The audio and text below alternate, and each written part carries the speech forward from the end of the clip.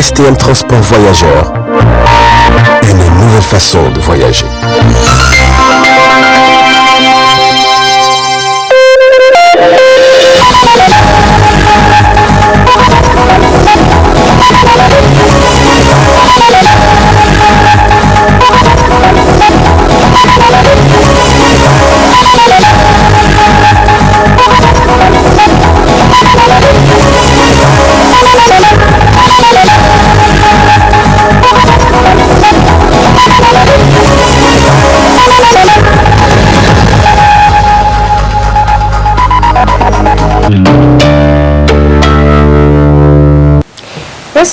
Bonsoir et ravi de vous retrouver à travers cette édition d'information sur Tambra Télévision. Une édition que nous débutons par l'Assemblée nationale qui a adopté avec 129 voix la déclaration de politique générale du gouvernement présentée par le chef du gouvernement, Mamoudou. Et c'est le président de la dite institution, Seyni Oumarou, qui a présidé la dite séance. Haïs Adamou commente les images de nos confrères de la télévision Niger 24. La déclaration de politique générale du gouvernement articulée autour de 7 grands axes stratégiques déclinés dans le programme de renaissance, acte 3 du président de la République Bazoum Mohamed. 3 principaux points ont retenu l'attention de la représentation nationale, notamment la sécurité, l'éducation et la situation sanitaire du pays. Après un riche débat entre les parlementaires, l'Assemblée nationale a adopté la déclaration de politique générale du gouvernement avec 129 voix favorables. Des débats qui ont débouché sur un vote massif en faveur de la déclaration de politique générale du gouvernement. Je voudrais aussi saluer la constance de la majorité parlementaire, mais aussi la pertinence qui a caractérisé les interventions de ses membres qui ont à cœur la nécessité de consolider les acquis engrangés au cours des 10 dernières années pour avancer. Même si elle n'a pas voté favorablement la déclaration de politique générale du gouvernement, ce qui est son droit, puisqu'elle a quitté la salle avant le vote, il n'en demeure pas moins que l'opposition parlementaire, en participant au débat, a contribué à la vulgarisation de notre déclaration de politique générale. Je note avec une légitime fierté qu'à travers les débats souvent passionnés que nous avons eus aujourd'hui, c'est notre système démocratique qui a gagné en dynamique et en vitalité. Ce sont nos institutions républicaines qui ont prouvé leur bon fonctionnement. Les 7 axes de la déclaration de politique générale du gouvernement que je vous ai exposés recoupent les priorités de notre pays et de notre peuple. Au cours de ces 5 prochaines années, c'est à leur traduction dans les faits que nous allons nous atteler. À la sortie de l'hémicycle de leur intervention, contrairement aux députés de l'opposition, ceux de la majorité ont salué les mesures annoncées par le Premier ministre, tandis que ceux de l'opposition estiment que ces mesures sont de la mauvaise foi. Les 7 axes de cette politique, on peut citer des plus importants, c'est d'abord la sécurité. C'est la sécurité qui tient le haut de la liste des priorités qu'il a dégagées. Il a parlé de la modernisation du secteur rural. Il a parlé de l'éducation. Ce sont, pour m'arrêter, ne serait-ce que sur ces 3 points, il s'agit ici de points importants qui tiennent à cœur au président de la République. La sécurité et la réforme du secteur de la sécurité, la modernisation du monde rural, l'éducation. On va dire le bilan de la gouvernance passée est évident pour tous. Il est évident pour tous. Alors, allons-nous continuer à applaudir, à dire tout va bien, circuler, il n'y a rien à voir? Non, nous avons fait le choix responsable de dénoncer, de nous asseoir comme opposition parlementaire, de dénoncer cette malgouvernance qui a endommagé les fondements de la République, les fondements de notre démocratie et les fondements de notre solidarité, de notre pacte social. Voici pourquoi nous avons assisté à ces débats-là. À travers ce vote favorable, la représentation nationale donne ainsi au gouvernement son quitus pour mettre en œuvre le programme des 5 prochaines années de Renaissance Acte 3. Notons que ce vote de la déclaration de politique générale du gouvernement s'est déroulé en présence de l'opposition qui a participé au débat. Réaction de l'analyste politique Abdelmoumouni Abbas cet après-midi sur la situation politique au Mali. Pour ce dernier, les Maliens sont sans doute face à l'histoire relativement à cette situation politique suite à l'arrestation et la déchéance du président et son premier ministre par le Conseil militaire de transition. On le suit au micro de Alouma Mansani. Au Mali, on constate un regain d'instabilité politique depuis quelques jours. Ça fait grincer les dents quand on sait que le pays vit une crise sociale et sécuritaire depuis 2012 et puis récemment l'année passée, il y a eu une irruption de l'armée qui a chassé le régime corrompu d'Ibrahim Boubacar Keïta. Donc c'est compliqué quand on a un pays qui s'est inscrit dans une logique avec un agenda clair d'organiser des élections à la fin de la transition qui est définie dans une période de 18 mois.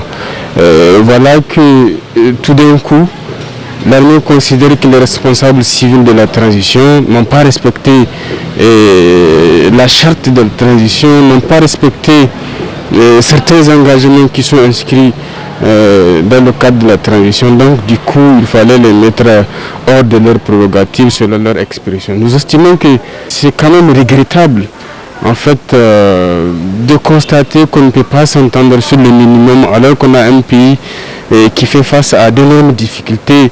Au-delà des défis sécuritaires, il y a les défis de toutes sortes.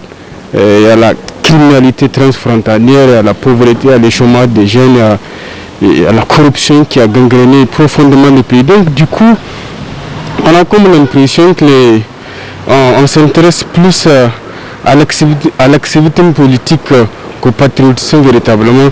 C'est ça en fait qui est beaucoup plus regrettable. Quand on fait une analyse saine de la situation, aucune raison apparente en tout cas qui peut justifier un coup d'État. Il y a des choses que nous on ne connaît pas, les dessous du coup d'État certainement qui seront beaucoup plus sûrs parce que déjà les responsables de la transition sont mis à l'écart, les militaires donc sont libres certainement de dire les raisons fondamentales du coup d'État, encore que si c'est une guerre entre la Russie et la France, ça ne serait pas très bon. Sincèrement pour les militaires en tout cas, notoirement de s'affirmer que voilà, il s'agit de telle situation et c'est pourquoi on a tenté de mettre hors de leur prérogative les responsables civils de la transition. Dans tous les cas, on en saura plus. De son côté, le maire président du conseil de ville de Niamey poursuit sa tournée dans le cadre des journées d'arrondissement communal. Il était hier à l'hôte des populations de l'arrondissement communal Niamey 2. Les détails de sa visite avec Ralia Sami. Après l'arrondissement communal Niamey 1, c'est au tour de l'arrondissement communal Niamey 2 de recevoir ce mercredi 26 mai 2021 le maire président du conseil de ville de Niamey et sa délégation dans le cadre de la tournée des journées d'arrondissement communal. La délégation s'est rendue sur plusieurs sites présentant des risques d'inondation et aussi dans plusieurs services sociaux de base de la dite commune pour s'enquérir des conditions de vie des populations. Des mesures urgentes et adoptées ont ainsi été préconisées en cette veille de la saison pluvieuse. Nous avons sillonné tout le quartier de la zone de l'arrondissement communal et partout les problèmes sont similaires. Ça va du curage et de la réparation des caniveaux à la confection de dallettes pour les couvrir. Ça va aussi de l'enlèvement des tas d'immondices et d'ordures qui sont ça et là parsemés dans l'arrondissement communal. Et je crois que les images dont vous disposez montrent à suffisance que la question de gestion des déchets solides à Niamey n'est pas réglée. Si nous voulons le régler, il faudrait que nous agissions sur tous ces points et l'instruction a été donnée au service pour que tous ces points trouvent un traitement adéquat. Pour ce qui concerne les voies à recharger ou les tranchées à exécuter pour l'évacuation des eaux dans tous les quartiers, qu'il s'agisse de Banjumbudo, de Lazare, de Dar es Salaam, de Bokoki, nous avons là aussi donné des instructions à nos services pour que partout où c'est nécessaire que des études soient menées, que ces études soient lancées, et là où il faut recharger, là où il faut faire des tranchées pour évacuer les eaux, que cela se fasse. Enfin, il y a les centres de santé. C'est vrai qu'à la ville de Niamey, nous sommes très regardants sur les questions de santé. C'est pour cela qu'un certain nombre de CSI a vu arriver notre délégation et nous avons pu nous entretenir avec les responsables et un certain nombre de problèmes avaient été identifiés allant de l'insuffisance du personnel au matériel et à un certain nombre de travaux à mener, de matériel à fournir. Partout, instruction a été donnée pour que tout de suite nos services prennent en main ces travaux à réaliser dans les centres de santé. À travers ces journées d'arrondissement communal, les nouvelles autorités de la ville de Niamey entendent aménager l'essentiel des infrastructures et autres lieux pour bien accueillir la saison pluvieuse afin d'éviter aux populations le calvaire qu'elles vivent pendant cette saison. Le député maire de la communauté urbaine de Niamey, Omar Momoni Dogari, était ce matin à l'arrondissement communal Niamey 3. Le maire central est allé sur le terrain pour constater de visu l'état des différents caniveaux d'évacuation des eaux au niveau de la dite entité. Ramat Oumarou, compte rendu. Cette visite terrain entreprise par le député maire de la communauté urbaine de Niamey, Omar Momoni Dogari, a pour objectif de faire le constat et voir de visu les états des caniveaux de canalisation des eaux, surtout à l'approche de la saison pluvieuse, accompagné par des différents services techniques afin de prendre des dispositions nécessaires. Sur un certain nombre de points qu'on peut classifier en deux catégories. La première catégorie concerne les ouvrages d'assainissement, collecteurs, caniveaux, tranchées. Et la deuxième catégorie concerne certaines voies drainantes où un certain nombre de points bas posent problème pendant la saison. En ce qui concerne les ouvrages d'assainissement, l'arrondissement communal est déjà à pied d'œuvre pour tous les travaux de curage et de réparation rendus nécessaires pour accueillir cette saison hivernale. Nous concernant, directive a été donnée à tous les services techniques pour redoubler d'efforts pour que ce curage s'accélère, s'accentue et que partout où il faut réparer les caniveaux qu'on le fasse, partout où il faut les fermer qu'on le fasse, et partout où il faut reprendre les grilles à valoir, que cela se fasse également. Je pense que de ce point de vue, tous les ouvrages que nous avons visités verront les services techniques s'atteler de façon à ce qu'on règle ce problème de ce point de vue. La deuxième catégorie que nous avons visitée, ce sont les voies de quartier qui sont censés drainer les eaux de pluie. À ces endroits, il y a des points bas qui posent problème. Je crois que j'ai demandé à la Direction générale des services techniques municipaux d'engager tout de suite des études pour qu'on puisse voir comment définitivement régler la question. Et cela est valable, je crois, au niveau autour de l'université et du CEG 3, c'est valable aussi de l'autre côté vers Madina et Bani Fandou 2. Un aspect important, c'est le suivi de ces voies. Et là, nous avons donné des instructions pour que toutes les voies qui ont besoin d'être reprofilées, d'être rechargées, toutes les voies qui ont besoin de creusement de tranchées, qu'on puisse le faire au fur et à mesure de l'installation de la saison des pluies. Pour le maire du 3e arrondissement communal, celui-ci s'est réjoui de cette visite du maire central et s'est dit à accompagner cette initiative pour protéger les riverains au niveau de son entité. Enfin, le député maire Oumar Moumouni Dogari a d'ores et déjà instruit les responsables en charge de toutes les questions. Les autorités de la ville de Niamey entendent résoudre tous les problèmes liés à la gestion des caniveaux et la mise en place des systèmes d'évacuation des eaux de ruissellement dans toutes les communes. La visite a aussi pris fin sur une note de satisfaction. Le renard séduit diverses catégories de la population nigérienne.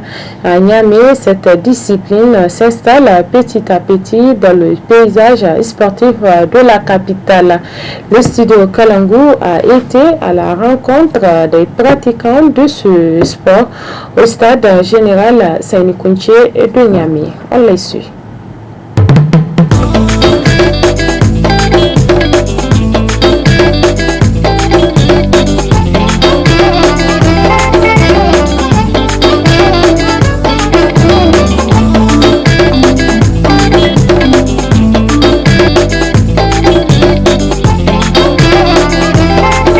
Le vélo est une activité sportive, comme vous le voyez, qui est pratiquée à partir des chaussures à pneus.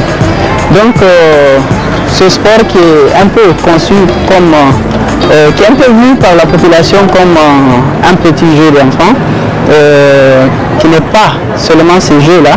Oui, on s'amuse, on se distrait dedans, mais quand même c'est un sport complet qui permet de faire travailler bien le corps, qui permet de garder un certain équilibre sanitaire, qui permet aussi de maîtriser son équilibre et qui permet au-delà de là d'améliorer notre réflexe surtout. Concernant l'accessibilité aux équipements, au début vraiment c'était pas facile parce qu'il faut qu'on lance des commandes à l'extérieur du pays, en Chine et tout ça, mais maintenant ça va. On a déjà quelques boutiques à Niamey, on arrive maintenant à avoir, même s'il nous manque une pointure, on arrive à l'avoir en 24 heures, donc je pense que l'accès aux équipements est vraiment sûr maintenant. Ici à Niamey, pour ne pas dire au Niger en général, nous manquons vraiment d'espace praticable. Même le stade que vous voyez n'est pas à top quand on compare nos terrains au terrain des pays qui nous sont voisins comme le Togo, le Bénin, etc. Vraiment c'est différent, mais on arrive à faire avec. Le Niger manque d'espace praticable pour le relâche. Et actuellement nous sommes invités au championnat d'Afrique qui se tiendra au Bénin dans 2 mois. Donc le Niger a été chaque fois sollicité pendant les compétitions, mais le Niger n'a jamais pu assister à de grandes compétitions comme ça. On espère bientôt y aller, c'est par manque de moyens et manque de partenaires surtout.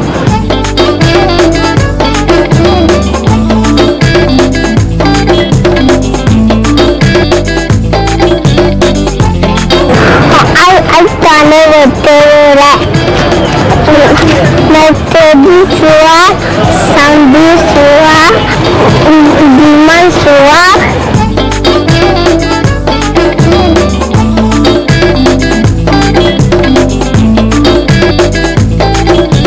Nan ne ya kai wato karola wallahi akana sai dai no ai ga akana sai ai furara ai kai akana sai di tonto metre mbono misal boro nan bori yangi ne din mai ka ngai gumarai sai riskan ni ga hambur din ka ru mun ceri alors que c'est pas ça din ka o de duta igino koro pour protéger ni gidan casque ni gidan protection ni gidan haya ku igin don domandi asini borte cikin kane wo men ka don do roller in kan da mare wolin da cacera asini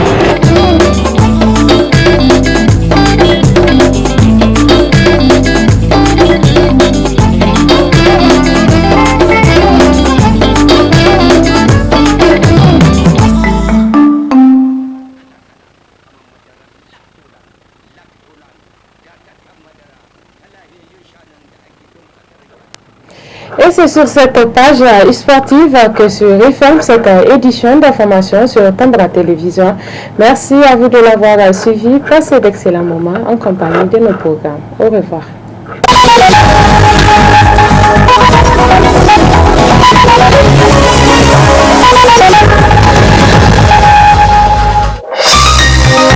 Ce journal vous a été présenté par STM Transport Voyageurs. Une nouvelle façon de voyager.